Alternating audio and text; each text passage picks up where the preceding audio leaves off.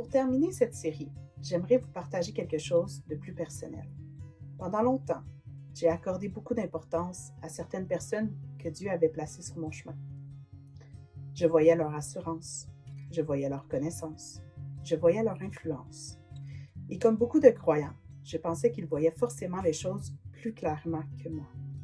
Alors, lorsque certaines perceptions que Dieu me montrait ne correspondaient pas à ce qu'eux affirmaient, j'ai commencé à douter de moi. J'ai commencé à croire que le problème venait de moi, parce qu'il me faisait croire que le problème était de moi. Que mon discernement était mauvais, que ma compréhension était immature, que je devais simplement faire confiance aux personnes qui semblaient plus avancées que moi. Avec le recul, je comprends maintenant que Dieu essayait déjà de m'enseigner quelque chose d'important. Aucun homme ne devrait prendre la place de sa voix. Jean 10, verset 27. Mes brebis entendent ma voix. Je les connais et elles me suivent. Faites attention de ne pas vous tromper de voix.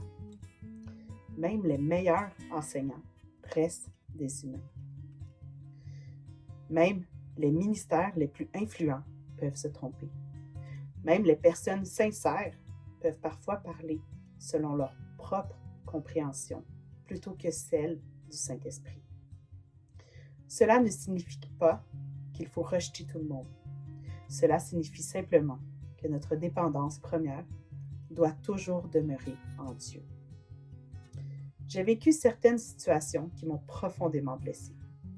Des situations qui ont affecté mes relations. Des situations qui ont ébranlé certaines de mes certitudes. Des situations où j'aurais aimé être davantage entendue et comprise.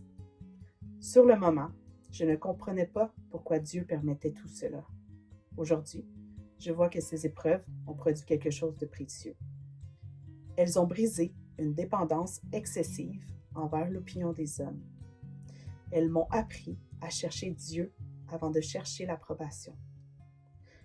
Elles m'ont appris à trouver ma sécurité dans sa présence plutôt que dans la validation des autres. Et même si je souhaite à personne de traverser certaines blessures que j'ai vécues, je peux témoigner d'une chose.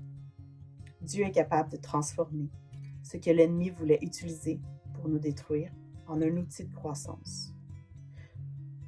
Cela ne rend pas la blessure plus agréable.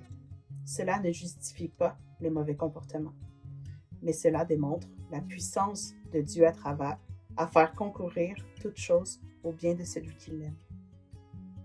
Parfois, nous passons tellement de temps à essayer de convaincre les autres de notre sincérité que nous oublions sincèrement de marcher avec Dieu. Nous voulons être compris. Nous voulons être justifiés. Nous voulons être reconnus. Mais Dieu nous rappelle souvent. Notre responsabilité n'est pas de convaincre tout le monde. Notre responsabilité est de demeurer fidèle en Dieu. Oui, certaines personnes nous rejetteront. Oui, certaines personnes vous jugeront sans connaître toute votre histoire. Oui, certaines personnes refuseront d'écouter ce que vous avez à dire. Mais aucune de ces choses ne peut annuler ce que Dieu a prévu pour votre vie. Si Dieu vous a appelé, il vous conduira. Si Dieu vous a promis quelque chose, il accomplira sa promesse. Si Dieu vous a confié une mission, il vous donnera aussi la grâce nécessaire pour l'accomplir.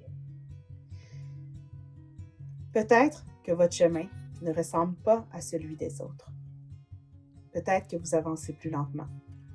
Peut-être que vous traversez des saisons de solitude. Mais, de grâce, ne confondez jamais solitude et abandon. Dieu est souvent plus proche de nous dans les saisons où nous avons l'impression d'être seuls que dans celles où tout semble facile. Je veux vous rappeler ce verset. Dans Romains 8, verset 28. Nous savons du reste que toute chose concourt au bien de ceux qui aiment Dieu, de ceux qui sont appelés selon son dessein. Pas certaines choses, toutes choses, même celles que nous ne comprenons pas encore. Alors, gardez les yeux fixés sur lui. Ne poursuivez pas une popularité.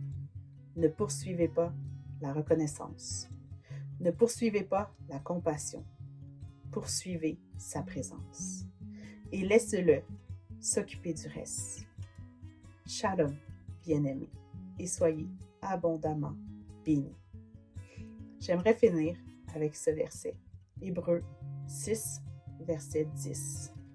Car Dieu n'est pas injuste pour oublier votre travail et l'amour que vous avez montré par son nom. Amen.